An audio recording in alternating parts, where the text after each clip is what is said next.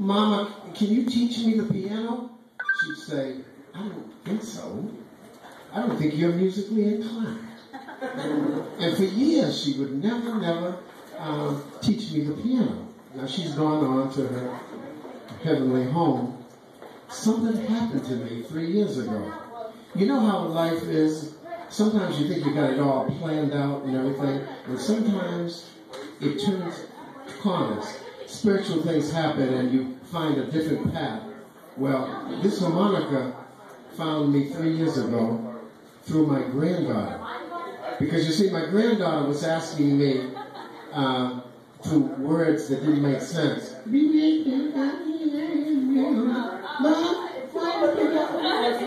And I thought to myself, maybe I can learn to communicate with her if I could learn just one thing on this harmonica. So I picked up the harmonica, and this is what the harmonica played for me, for Sania.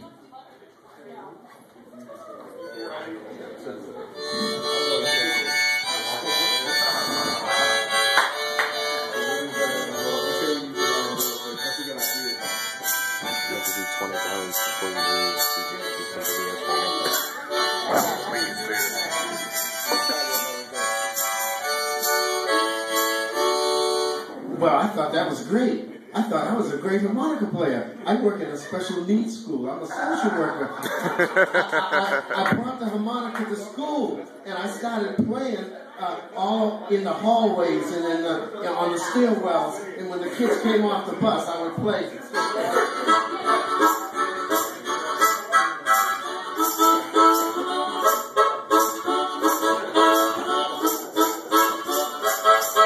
Started asking me, can I have a harmonica?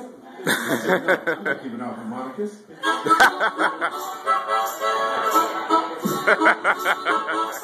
Hey man, can I have a harmonica? And I thought to myself, who am I to deny these kids? I went over to the music store and I got me some plastic harmonicas for $3.99. Got a whole box of them and I started giving them out to the kids. All of a sudden, all over the school, you started hearing.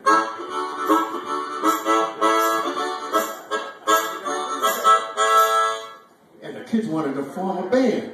So we got some hats and we got sunglasses and everything, and we started learning.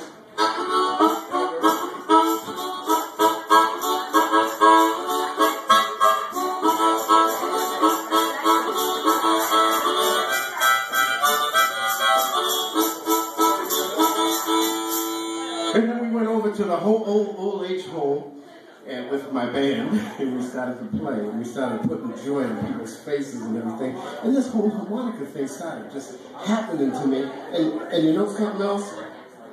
Yeah, all the songs that Mama used to play at 7 o'clock at night before she put us to sleep, all those songs started coming to me through the harmonica. Let me see if I can. Well, can I share one of them? Can I share one of them? Let me see. One of them would be like this.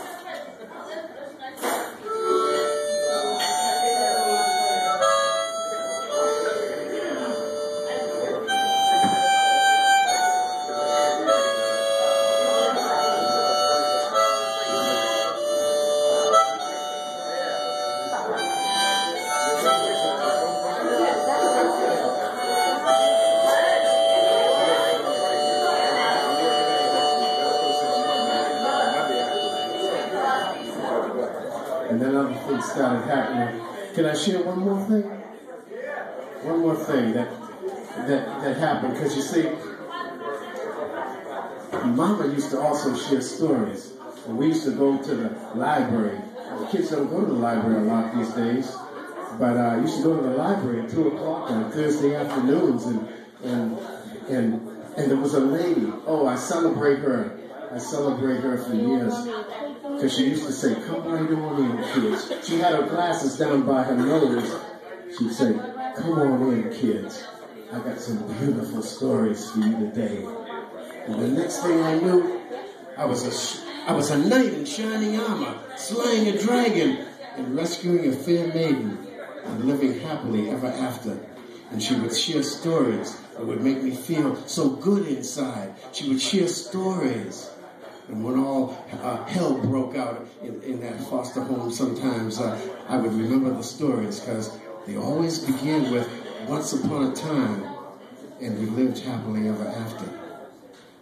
We need to not get away from those days when people would gather around the fire and really be able to listen with their hearts, the stories. So let me end with one of those stories.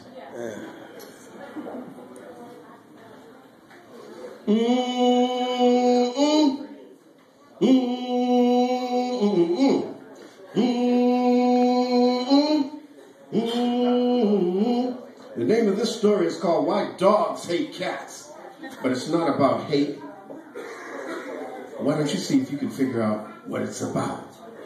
You see, because one morning, Mr. Dog met Mr. Cat coming up the road. Good morning, Mr. Cat. How are you? Fine. Fine, said Cat. And you? Oh, I'm a little hungry, said Dog. I wish I had something to eat. You got any money? Oh, yes, I do. I got some money. Good, said Cat. Let's put our money together and go downtown to the butcher shop and buy a delicious piece of meat for breakfast. So they went on downtown to the butcher shop and they walked in and they saw all kinds of delicious meat on the counter. Oh, there was chicken, turkey, ham. I like the ham, said Dog. Yes, said Cat. Could we have a slice of the ham? Butcher cut off a big slice of ham and Dog grabbed it and Cat paid the money. They had something to eat. We got breakfast. Let's go home and eat it. Good idea, said Cat. And so they started on home. And on the way home, yes, they was laughing and singing and singing this song. Our ham, our ham, yeah, our ham, our ham, yo, our ham, yeah, our ham, our ham. After a while, Dog got tired. And he said, Cat, you take a turn. And he handed that ham to Cat. And Dog, he continued on down the road, singing that song. Our ham, our ham, yeah, our ham, our ham. After a while, he thought he heard that Cat singing something else. My hand, my hand, my hand, my hand. Excuse me, Cat, but why are you singing that song? We were singing our ham. Before Dog could get the words out of his mouth, Cat ran up the nearest tree, started eating that ham all by himself. Dog ran over to the tree. You better come down or I'll come up and get you. There was Cat at the top of the tree, eating the ham. Ham juice dripping down the tree. I'm coming up, said Dog. But he didn't have any claws. And you know, that's the way it's been ever since. And that's why dogs hate cats.